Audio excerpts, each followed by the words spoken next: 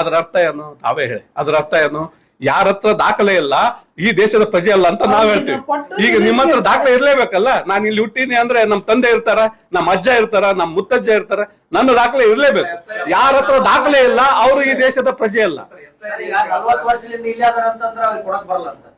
ಕೊಡ್ಬೋದು. ಸರ್ಕಾರ ಅದಕ್ಕೆ ಆದ ಒಂದು ರೂಲ್ ಮಾಡಿದೆ ಅಲ್ಲ, ಮ್ಯಾಂಡೇಟರಿ ರೂಲ್ ಇದೆ. ಅದು ರೂಲ್ ಅನ್ನ ನೀವು ಯಾವ್ದಾದ್ರು ಡಾಕ್ಯುಮೆಂಟ್ ಕೊಟ್ಟು ನೀವು ಕೊಡ್ಬೋದು.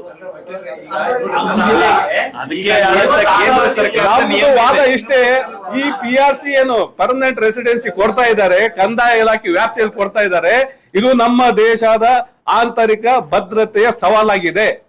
ಇದು ಮಾಡತಕ್ಕಂಥದ್ದು ಸಂಪೂರ್ಣ ಸಂವಿಧಾನ ವಿರೋಧವಾಗಿದೆ. ಈಗ ನಮ್ಮ ಜಿಲ್ಲೆಗೆ 40,000 ಜನಕ್ಕೆ ಇವನ್ ಕೊಟ್ಟಿಲ್ಲ, ಏನು ಎನ್ಯುಮರೇಷನ್ ಫಾರ್ಮ್ ವಲಸೆ ಹೋಗ್ಯಾರ ಅಥವಾ ಅವರು ಇಲ್ಲ. ನಮ್ಮ ಜಿಲ್ಲೆಯಲ್ಲಿ ಇನ್ನು ಕೇವಲ 15,000 ರಿಂದ 16,000 ಎನ್ಯುಮರೇಷನ್ ಫಾರ್ಮ್ ಕೊಡೋದು ಬಾಕಿ ಇದೆ.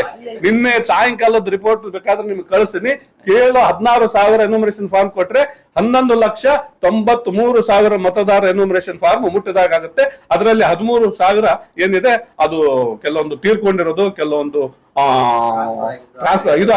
ಡಿಲೀಷನ್ ಆಗಿದ್ದು ಇದೆ. ಬಿಟ್ರೆ ಆಲ್ರೆಡಿ ಸಂಪೂರ್ಣ ಈ ಒಂದು ಎನ್ಯುಮರೇಷನ್ ಫಾರ್ಮ್ ಪ್ರಕ್ರಿಯೆ ಕೊಟ್ಟಾಗಿದೆ. 100% ನಮ್ಮ ಜಿಲ್ಲೆನು ಒಳ್ಳೆ